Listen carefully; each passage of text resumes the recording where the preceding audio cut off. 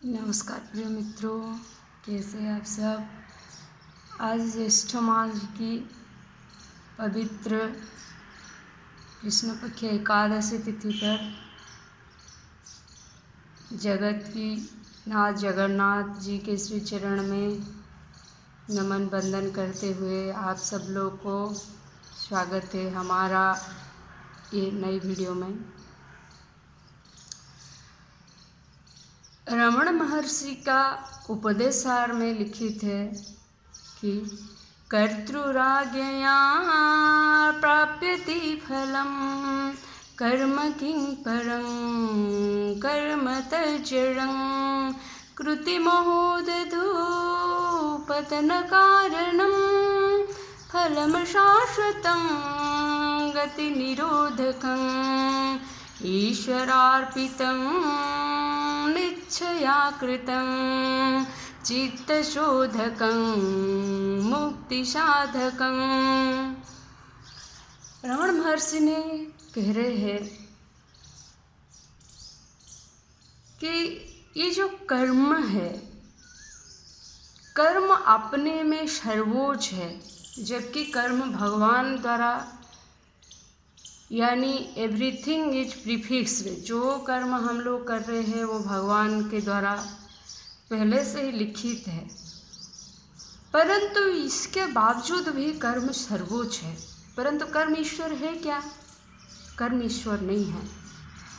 जो भी कर्म करता है, कर्म उसका बीज छोड़ देता है और कर्ता को उसी गहन सागर में फेंक देता है।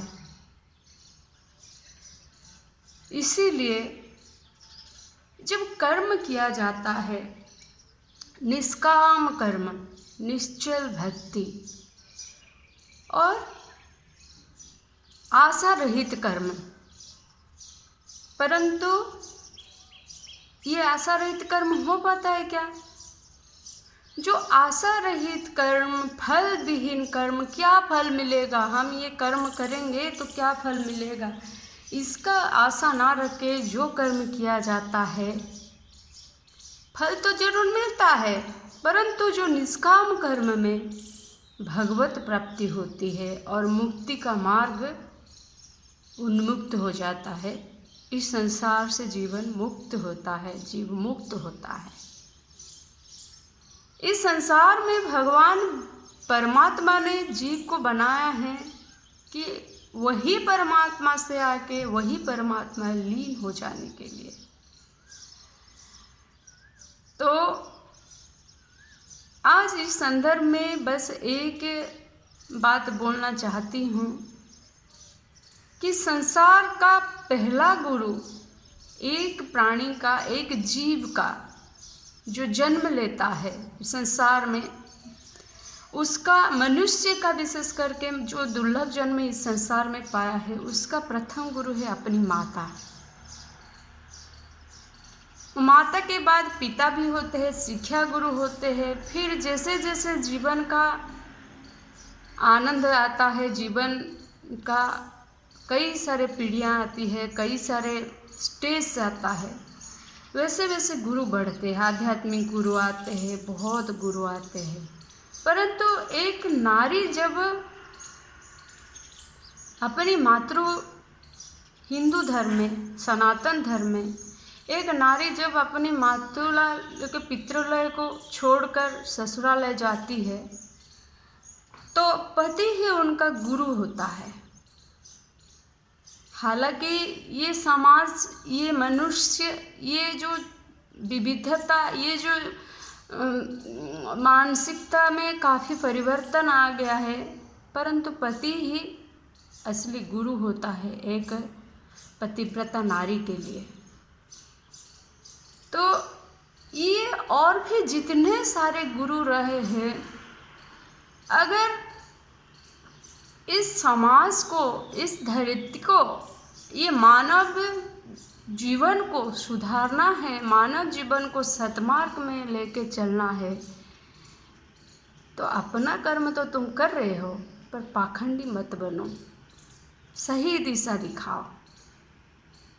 कि सही मार्ग जो एक प्राणी को परमात्मा तक पहुंचा देता है, उसी मार्ग को अगर तुम वहन करते हैं तो गुरु ब्रह्मा गुरु विष्णु गुरुदेवो महेश्वरः गुरु साक्षात परम ब्रह्म तस्मै श्री गुरवे नमः।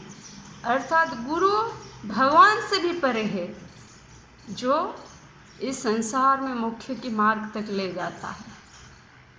तो मेरे भाइयों बहनों, जो भी आजकल जीवन में हमारी ज़िंदगी में बहुत सारे गुरुआं आते हैं, और हमने तो ऐसे भी कई लोगों को देखा है, जिसको देखते हैं उसको गुरुजी बोल देते हैं। बोलना और करना में काफ़ी अंतर होता है।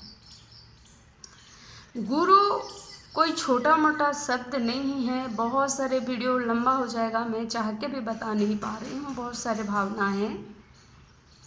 तो जो भी जिसको भी गुरु बना रहे हो और जो भी गुरु बन रहा है, कर्म को मानिए, क्योंकि कर्म किसी को नहीं छोड़ता है। राजा दशरथ को भी 10,000 साल के बाद भी कर्म भुगतना पड़ता है। हालांकि वो तो राजा है, वो तो बदल सकता है। श्री कृष्ण को भी कर्म भुगतना पड़ता है। इसीलिए भगवान श्री कृष्ण ने गीता में 11 अध्याय तक कर्म योगा के बारे में बताया है। तो ये जो कर्मणो गहना गति ही, कर्म कभी नहीं किसी को छोड़ता है। और मेरे भाई और बहनों, तो बच के रहना इस कर्म से। क्या कर रहे हो सोच के करो, समझ के करो। कोई तो देखने वाला है। हम चोरी करते कोई देखता नहीं है, ऐसा कैसे हो सकता है? हमारा तो परमात्मा, हमारा खुद का आत्मा, हमारा जो ये आँख है, 2 कैमरा, ये तो देख रहा है ना।